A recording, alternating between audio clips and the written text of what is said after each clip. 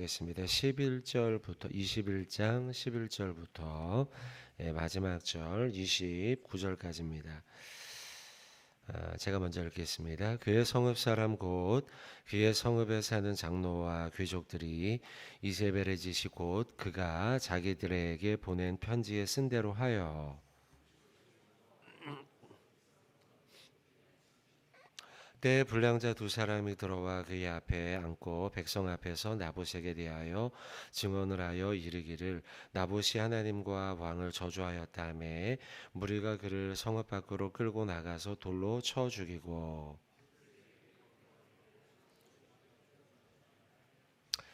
이세벨이 나봇이 돌에 맞아 죽었다함을 듣고 이세벨이 아합에게 이르되 일어나 그 이스라엘 사람 나봇이 돈으로 바꾸어 주기를 싫어하던 나봇의 포도원을 차지하소서. 나봇이 살아 있지 아니하고 죽었나이다.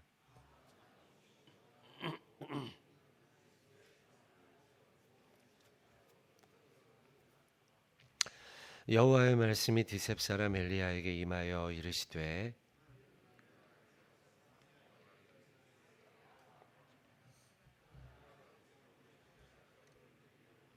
너는 그에게 말하여 이르기를 여호와의 말씀이 내가 죽이고 또 빼앗았느냐 빼앗았느냐고 하셨다 하고 또 그에게 이르기를 여호와의 말씀이 개들이 나봇의 피를 핥은 곳에서 개들이 내 피고 내 몸의 피도 핥으리라 하였다 하라.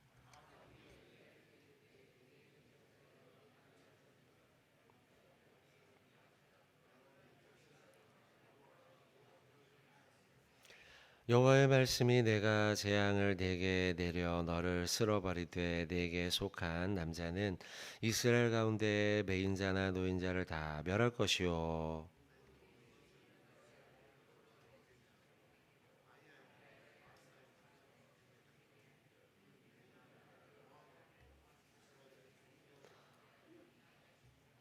이세벨에게 대하여도 여호와께서 말씀하여 이르시되 그들이 이스라엘 성읍 곁에서 이세벨을 먹을지라.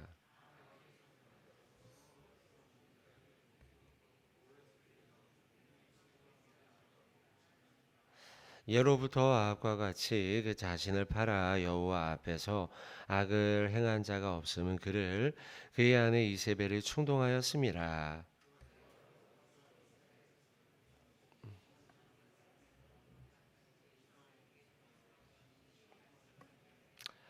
이 아합이 이 모든 말씀을 들을 때 그의 옷을 찢고 굵은 배로 몸을 동이고 금식하고 굵은 배에 누우고 또 풀이 죽어 다니더라.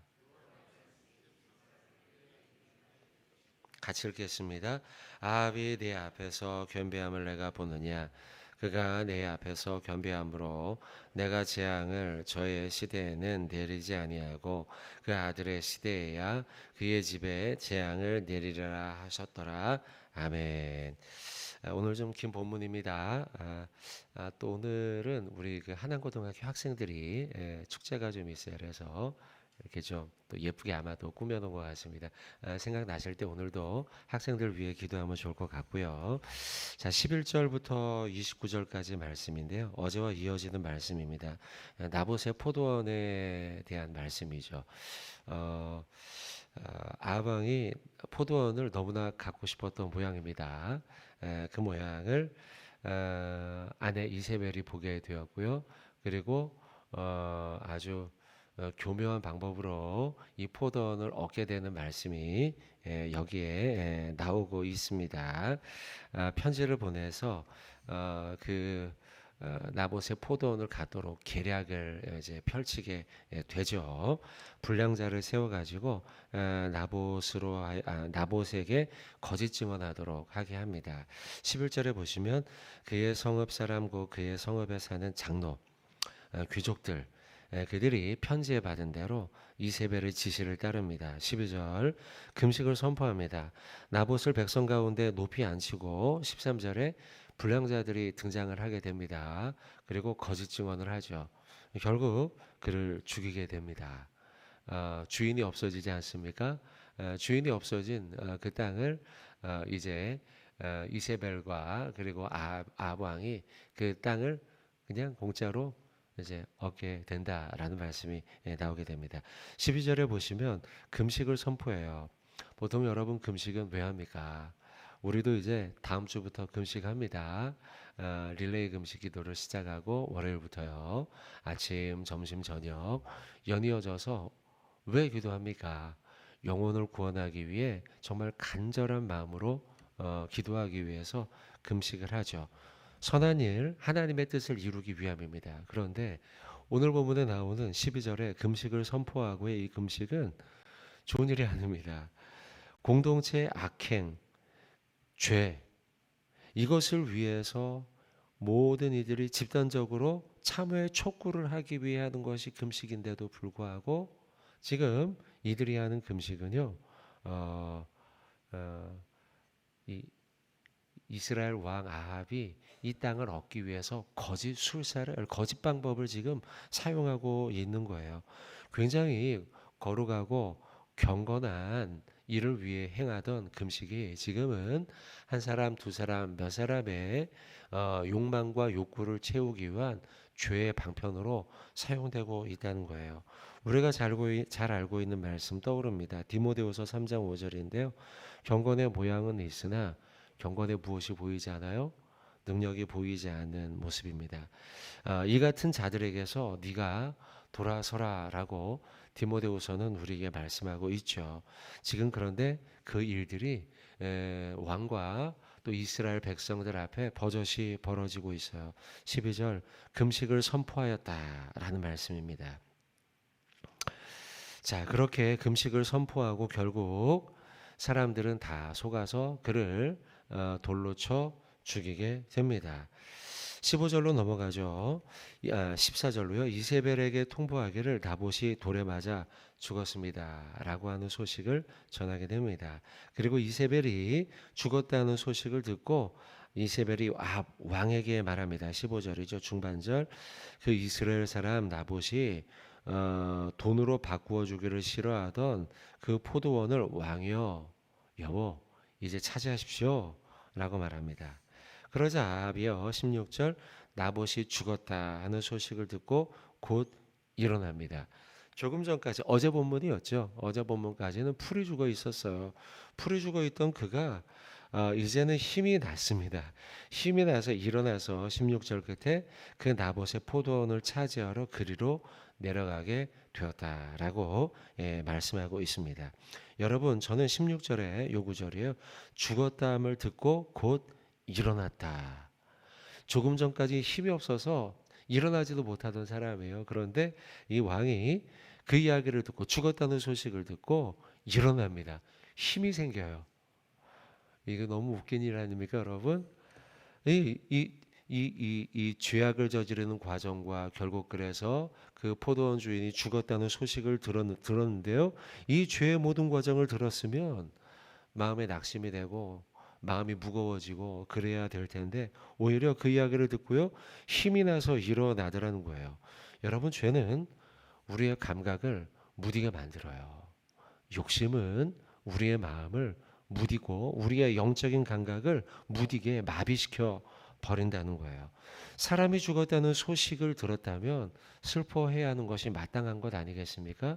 장례를 치른다면 마음이 무겁고 슬프다는 것이 당연한 것 아닙니까? 그런데 오히려 쾌재를 부르면서 아합 왕은 슬퍼하던 그의 근심을 띄어버리고 기쁨으로 일어나 그 땅을 차지하러 가더라는 거예요. 그가 어떤 모습을 가지게 되고 있는가? 우리는 이 모습을 통해서 인간은 어떤 존재인가 알게 됩니다. 죄는요, 욕심은요, 우리의 영적 감각을 마비시켜 버린다는 거예요. 슬퍼해야 될 때 슬픔을, 그리고 기뻐해야 할 때 기쁨을 하지 못한다는 거예요. 욕심에 우리 눈이 멀어버리면요, 이처럼요, 사람이 죽었다는 소식을 들었음에도 불구하고 일어나서 그 땅을 차지해야지, 아이고 하면서 일어나게 되는 게 우리 인간이에요. 여러분 야고보서 1장 15절 이거 다 아는 말씀인데 한번 찾아보실까요? 야고보서 1장 15절입니다.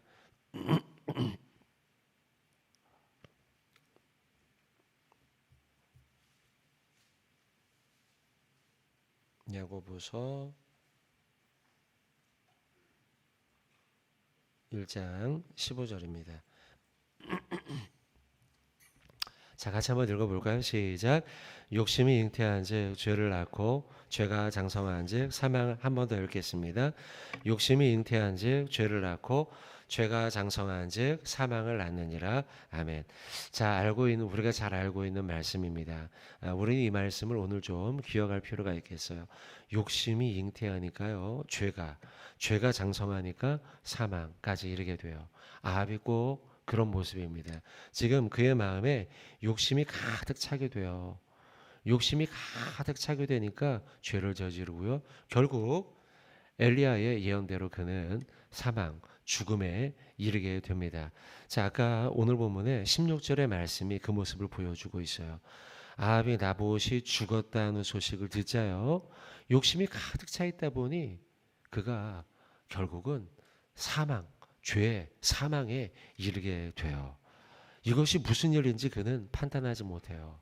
그리고 그가 욕심 때문에 눈이 멀어서 죄의 길로 가다 보니 결국 사망으로 그가 가게 되는 모습을 보게 됩니다. 여러분, 오늘 본문에 저는 눈여겨볼 표현이 쭉 뒤에 나오는 표현 중에 반복되는 표현이 하나 있어요. 20절 보십시오. 중간에 보시면 내가 내 자신을 팔았다. 지금 엘리야가 아합에게 주고 있는 경고의 하나님의 메시지예요. 너가 너 자신을 팔았다는 거예요. 팔았다. 자, 25절도 보시겠어요? 25절도 보시면 예로부터 아합과 같이 그 자신을 팔아. 똑같은 말이 나오죠. 자신을 팔았다는 거예요. 자신을 팔다라는 것은 우리가 이 시대에서는 잘 이해하기 쉽지 않은 표현이지만 성경의 시대로 돌아가서 생각을 해보면 노예 제도를 생각하면 쉽게 이해할 수 있습니다. 노예는 사람을 팔고 팔리고, 이것이 노예의 제도이죠. 사실 아합은 노예가 아닙니다. 왕이죠. 자유인이며 주인이며 심지어는 왕의 신분을 가지고 있고 권한을 가지고 있는 사람이에요. 그는 자신을 팔릴 필요가 없어요. 팔릴 수가 없어요. 그런데 그는 지금 엘리야의 말씀에 따르면 너가 너 자신을 팔았다. 너는 지금 노예가 되었다는 거예요. 그렇다면 여러분, 아합 왕은 누구의 노예가 된 겁니까? 예, 누가 말씀하시는데요. 죄의 노예가 된 거예요. 죄의 노예. 우리가 조금 전 보았던 16절이었죠. 16절, 그리고 조금 전 찾았던 야고보서 1장 15절 말씀이었죠. 욕심이 잉태하여서요 죄를 낳고 죄가 장성한즉 사망에 이르렀다라고 보았는데, 그는 욕심이 가득 차 결국 죄의 노예가 되었어요. 죄의 노예가 되자 그는 결국, 자, 아까 읽지 내용 우리 알고 있죠. 결국 엘리야의 예언대로 그는요 사망에 이르게 돼요. 오늘 이 예언의 말씀을 듣게 되고 시간이 지나 실제로 이세벨은 개가 뜯어먹고요, 그는 결국 아합은 결국 사망에 이르게 되죠. 또한 영원한 사망에 이르게 되는 인생이 되고 말죠. 왜 그러느냐? 20절과 25절이에요. 자신을 죄의 노예로 팔았기 때문이라는 거예요. 한 가지 더 25절의 말씀에 보시면, 자, 25절 보세요. 예로부터 아합과 같이 그 자신을 팔아 여호와 앞에서 악을 행한 자가 없음은 그를 그의 아내 이세벨이 충동하였음이라. 저는 이 구절을 보며 약간 의문이 듭니다. 분명히 죄를 저지른 건 아합입니다. 근데 25절에 또 다른 이유를 말하고 있어요. 뭐 때문이래요? 그의 아내가 죄질을 충동했기 때문에. 근데 오늘 본문상에 맞는 얘기긴 하죠. 예, 나봇의 포도원 관련된 일에 뒤에서 주도한 이가 이세벨이니까요. 또한 죄지를까 말까 막 이러고 있을 적에 얼핏 보기에는 이세벨이 그 죄를 저지도록 유도한 것처럼, 충동한 것처럼 보이기도 하니까요. 그렇다면 여러분, 아합이 저지른 이 모든 죄의 원인이 아합 때문입니까? 이세벨 때문입니까? 조금 헷갈리죠. 이 표현상으로 보면 그렇지만 여러분 분명히 알아야 돼요.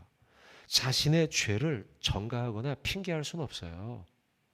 이 죄의 원인과 결과는 바로 아합 자신에게 있는 거예요.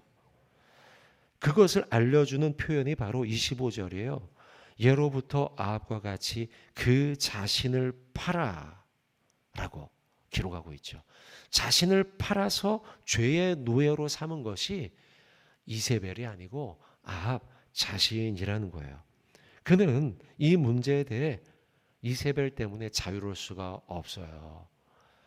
죄의 문제, 자신의 죄의 문제는 누구에게도 그 죄의 원인을 전가시킬 수 없다는 사실을 우리는 분명히 알아야 돼요.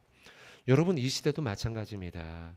우리가 살고 있는 이 시대에도 수많은 죄들이 세상 가운데 하루가 지나면 뭐 이 더 큰 죄가 있을까 싶을 만한 죄들이 끊임없이 쏟아져 나오지 않습니까? 그 속에 많은 사람들은 이야기합니다. 아, 이건 제도 탓이야. 이건 사회 탓이야. 이건 학교 탓이야. 이건 가족 탓이야. 라고 하면서 누군가에게 죄의 원인을 돌리려고 하는 것이 이 시대에 사람들이 살아가는 모양이에요. 나 때문이 아니라는 거죠. 어쩌면 오늘 본문에 아합도 그렇게 이야기할 수 있을지 몰라요. 이건 이세벨이 다 그렇게 만들어 놓은 거야. 아내 때문이야. 라고요. 성경에도 여러분 이런 사람들이 많이 있었습니다. 아담과 하와. 그렇죠, 여러분? 아, 하와 때문입니다. 하나님이 만들어준 저 아내 때문에 제가 이거 먹었어요. 라고 아내를 탓하거나 아니면 다른 사람 탓을 하죠. 찾진 않겠지만 사울 왕도 그랬습니다. 사무엘상 15장 20절로 21절의 말씀에 왕이요, 왜 지금 이것을 다 진멸하라고 했는데 여기 왜 양의 소리가 들리고 소의 소리가 들립니까? 이야기했더니 이거요, 하나님께 제사하려고요. 제사 탓을 하고 있다는 거예요. 이게 우리들의 모습이에요. 그 가운데 자, 오늘 보면 25절이에요. 분명히 죄의 문제를 전가할 수 없음에 대해서, 그 죄는 바로 나의 문제라는 것을 알려주는 25절의 구절. 자신을 팔아 스스로 죄의 노예가 됐다는 것이죠. 20절, 네가 네 자신을 팔아. 죄의 노예가 된 것이 바로 나의 문제라는 것을 성경은 우리에게 분명히 말씀하고 있습니다. 자, 성도 여러분, 오늘 죄에 대해서 우리가 깨어 있어야겠습니다. 그리고 오늘 20절과 25절의 말씀처럼 나 자신을 죄의 노예로 팔아서는 안 되겠다. 죄에 대해 깨어 있어야겠다. 혹시 죄에 대한 유혹이 여러분 앞에 다가온다면 여러분 깨어 있으십시오. 그리고 여러분을 죄의 노예로 팔아넘기지 마십시오. 오늘 우리가 기도해야겠습니다. 하나님, 제가 내 자신을 팔아 죄의 노예가 되지 말게 하시고 하나님 깨어서 경성하여서 하나님의 순결하고 정결한 삶을 살아가는 자녀가 되게 하여 주시옵소서. 이렇게 오늘 우리가 살아가야 되겠습니다. 그런 복된 하루 되시길 주님의 이름으로 축원을 드립니다. 기도하겠습니다. 하나님